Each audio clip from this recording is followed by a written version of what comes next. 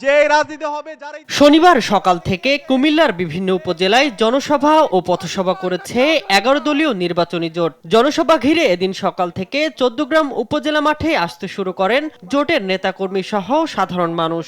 বেলা বাড়ার সঙ্গে সঙ্গে কানায় কানায় পূর্ণ হয়ে ওঠে মাঠ। সম্মানিত চেয়ারম্যান সকাল 11টার কিছু পর মঞ্চে যোগ দেন জামায়াতে আমির ডাক্তার শফিকুর রহমান সহ 11 দলের কেন্দ্রীয় নেতারা। সহকারে গোটা 14 গ্রাম জনসভায় একে একে কথা বলেন মামুনুল ইসলাম, নাহিদ ইসলাম। বক্তব্যে নাহিদ ইসলাম বলেন, আধিপত্যবাদ রুখে দিয়ে আগামীর বাংলাদেশের সরকার নির্বাচিত করবে জনগণই।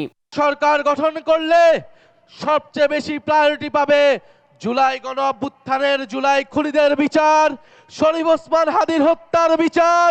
সেই বিচার আমরা এই বাংলার মাটিতে নিশ্চিত করব ইনশাআল্লাহ। যদি কেউ আমার কোন বোনের দিকে চোখ তুলিয়ে চোখ বড় করে তাদের দিকে ভিন্ন দৃষ্টিতে তাকাবার দুঃসাহস দেখায়।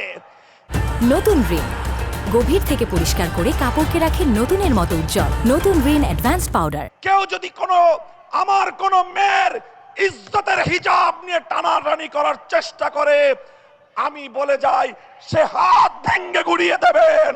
প্রধান অতিথির বক্তব্যে জামায়াতে আমির বলেন, বেকার ভাতা না দিয়ে যুবকদের কাজের ব্যবস্থা করবে জামায়াত। আমরা বেকার ভাতা হাতে তুলে দিয়ে যুবকদেরকে অপমান করতে চাই না। আমরা প্রত্যেকটা যুবকের হাতকে শক্তিশালী করতে চাই। যারা নারীদের সম্মানহানি করে, দেশের সম্পদ লুট করে, তাদের হাতে দেশের মানুষ নিরাপদ নয় বলেও মন্তব্য করেন ডাক্তার শফিকুর রহমান। যারা আমার সম্পদেও হাত দেয়, যারা আমার জীবনেও হাত দেয়, যারা নিজেদের জীবনকে শেষ করে দেয় এবং যারা আমাদের মায়েদের ইজ্জতে হাত দেয়, তাদের হাতে কি বাংলাদেশের 9 কোটি মা নিরাপদ? তো তারা মাথা গরম করলো কেন শীতের দিনে?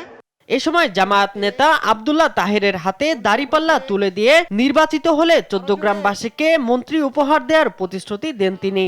মাটি কামড়ে পরে নিমসারে পথসভায় অংশ নিয়ে জামায়াতের আমির বলেন, আগামী 13 ফেব্রুয়ারি থেকে দেশের মানুষ পরিবর্তন চাই। আমরা দলীয় কোনো শাসন এই দেশে দেখতে চাচ্ছি না। নির্বাচনে 11 দলীয় জোট জয়ী হলে জনগণই জয়ী হবে বলেও মন্তব্য করেন তিনি। বাংলাদেশ একটি মানবিক মর্যাদায়। শামীম হোসেন, নিউজ ডেস্ক, দেশ টিভি।